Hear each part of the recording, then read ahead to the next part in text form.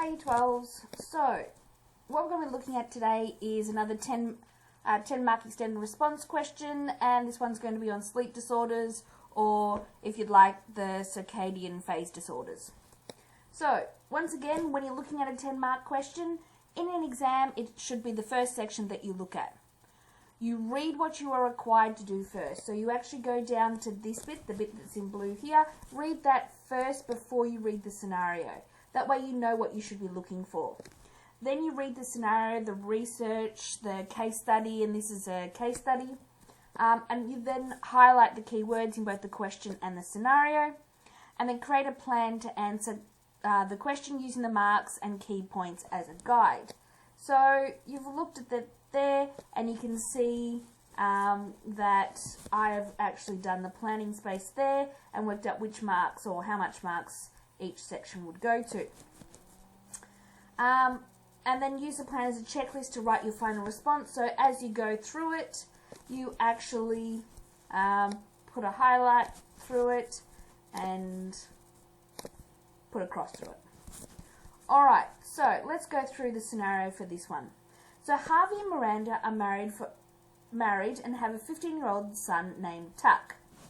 Right? Once again, if you see a name in the case study, you highlight it. So Harvey works as an executive lawyer at a law firm in Melbourne at Pearson Spector Litt. His job requires regular travel to the US to meet with clients, so he's travelling east. When Harvey arrives in the US, he struggles with excessive sleepiness during the day and he's unable to sleep at night. After his recent travel, Harvey told Miranda that he was very irritable at a client and forgot to bring his paperwork to the meeting. So, let's have a look at what Harvey is. We'll just sort of break it down, and this is what you should be doing as well, right? So we know that Harvey is experiencing jet lag. We know that he has a stressful job as a lawyer, but it doesn't really fall into play here because it's not part of the question, right? He's traveling to the US, so he's traveling east, but we know that west is best, and you have less jet lag when you're traveling west. He has excessive sleepiness during the day. He's unable to sleep at night. He has an affective symptom of being irritable and cognitive. He forgets his paperwork for his meeting. So if you do it that way and you summarize each section, you're more likely to get a better understanding, and it's not too overwhelming. So Miranda is a chief of surgery at Frankston Hospital. Her roster rotates through 3 night shifts, 2 afternoon day shifts, and 2 days off. So it's very variable. It often will be quite difficult for people to actually cope with that. So she often finds it difficult to sleep at the right times, particularly when transitioning between night shifts and day shifts. So let's have a look at hers. She's experiencing shift work sleep disorder. She has another stressful job, but also not important.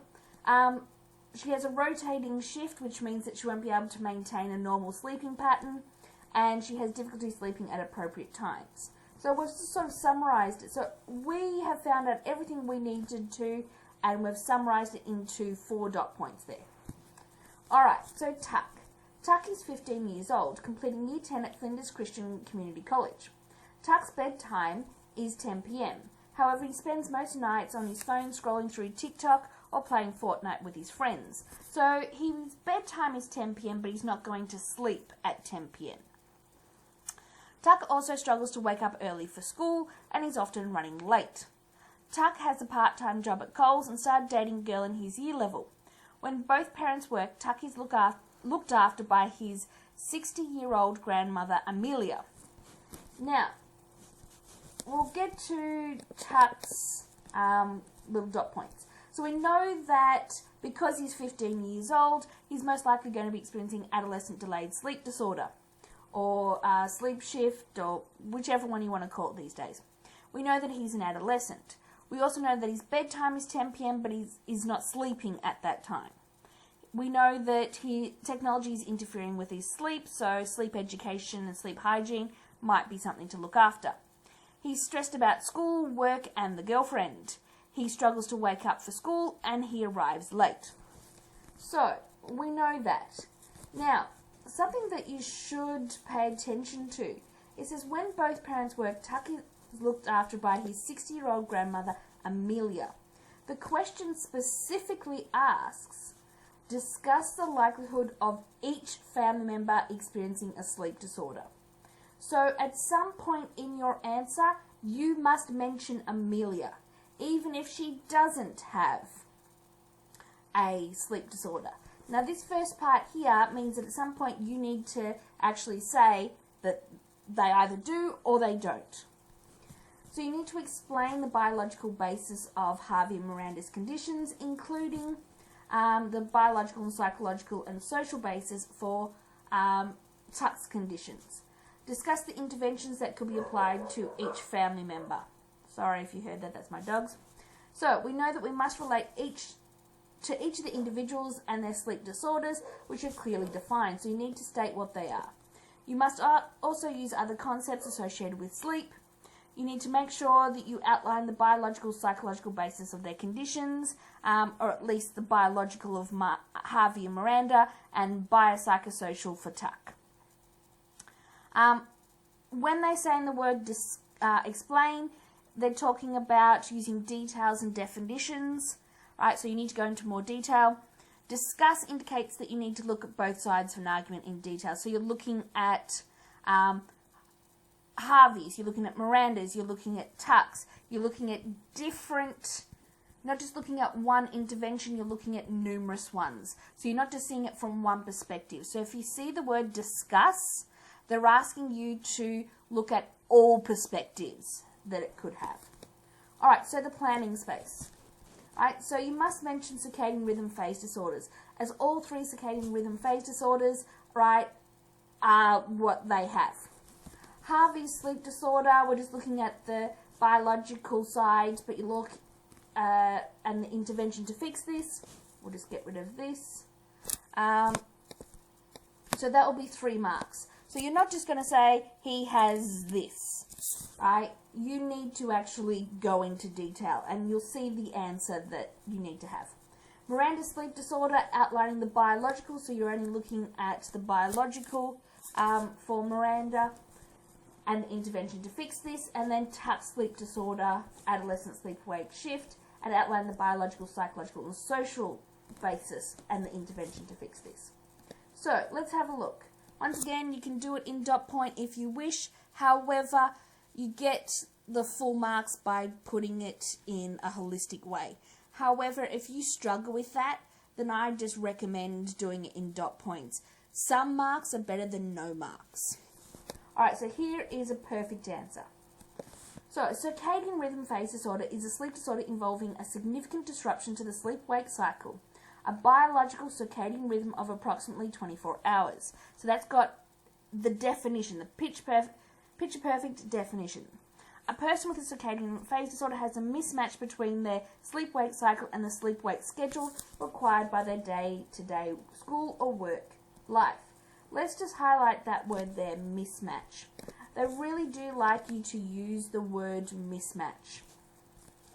Alright, so before you saw in this section here where it says discuss the likelihood of each member experiencing a sleep disorder. So they've put it in this one here. So Harvey, Miranda and Tuck are susceptible to experiencing a circadian phase sleep disorder.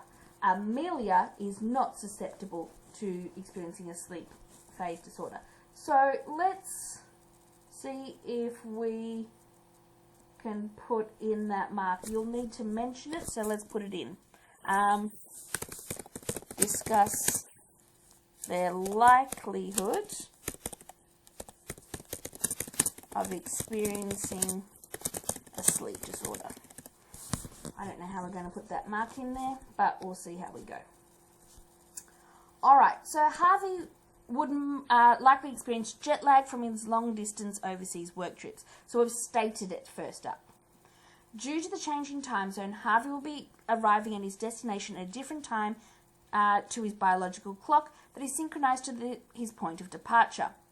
It would be particularly difficult for Harvey when he travels across multiple time zones, sorry about that, in an easterly direction. Remember, west is best, as his sleep-wake cycle will be out of sync with the destination day-night cycle, and he will need to sleep earlier and wake up earlier in order to meet his clients during the daytime. So you'll notice it's got the definition of jet lag in there, but they've related it to Harvey, right? They've not just said this is the definition. They've actually incorporated, which is what you need to be doing. So that's a couple of marks there. A possible intervention, and this is where they go into the discuss. Right? You don't just include one, you include as many different interventions as possible. So a possible intervention for Harvey could be to immerse himself in the daylight at his destination, particularly in the early hours in the morning. This will help to increase cortisol secretion, making him feel more alert and awake, and induce melatonin secretion earlier, making him feel sleepier at nighttime. So we're looking at the biological. Another option, because we've got to do discuss, could be to adjust to the new time zone in advance. So by gradually sleeping or waking earlier or later, as he would in the new time zone before he departs. Travelling in a westerly direction would also make it easier for him, as it is easier to adjust to a longer day than a shorter day. So it's got all the different interventions, because if they've used the word discuss, they want every possible solution to it. They want all sides of the argument. Miranda may be susceptible to shift work sleep disorder, which is a type of circadian phase disorder due to her work schedule falling during the time of habitual sleep. At night time, her eyes detect an absence of light and send signals to her suprachiasmatic nucleus, which then signals the pineal gland to release the hormone melatonin. Because they specifically said biological, you have to include this information. Melatonin is responsible for making, you can tell I've changed this slightly, Miranda sleepy and ready for bed. However, when Miranda works a night shift, she needs to stay awake when it is dark, but instead would likely to feel drowsy. During the day, Miranda may struggle to go to sleep as it is bright outside, hindering the release of melatonin and consequent ability to fall asleep. This is exacerbated by the fact that her roster is frequently changing from night shift to day shift, affecting her natural circadian rhythm. Furthermore, a night shift immediately followed by an afternoon shift will likely lead to sleep deprivation. So we've really got into the biological side to there. Bright light therapy may be a suitable intervention for Miranda. Remember, we need to include more than just one because it is discuss. So bright light therapy could involve the exposure to brighter than normal light a couple of hours prior to her night shift to stimulate secretion of cortisol and offset the release of melatonin. Because remember, melatonin makes you sleepy. So to help her to entrain her circadian rhythm to the appropriate work shift cycle. When Miranda is trying to sleep during the day in preparation for a night shift, she should keep the house dark and wear an eye mask in order to block out any light. This will assist the release of melatonin to encourage the onset of sleep. She should also request that she has some days off to transition between night shifts and day shifts, as the transition between day shifts to night shifts, so extending the day, is generally easy for her to adjust to, as she does not need to wake up earlier and sleep earlier, which is required for a night shift to day shift transition. So if they swapped it the other way around, it would work. Even if she has night shifts, a couple of days off, then day shifts, and then go back to night shifts, that would also work. Alright, so Tuck is experiencing a sleep-wake shift or adolescent delayed sleep-wake shift. Either way, it's got lots of different names. This is where there is a delay in melatonin release that often occurs in adolescence. So this is the biological. Due to this, George, why do I keep doing that? Tuck will want to go to bed later and wake up later.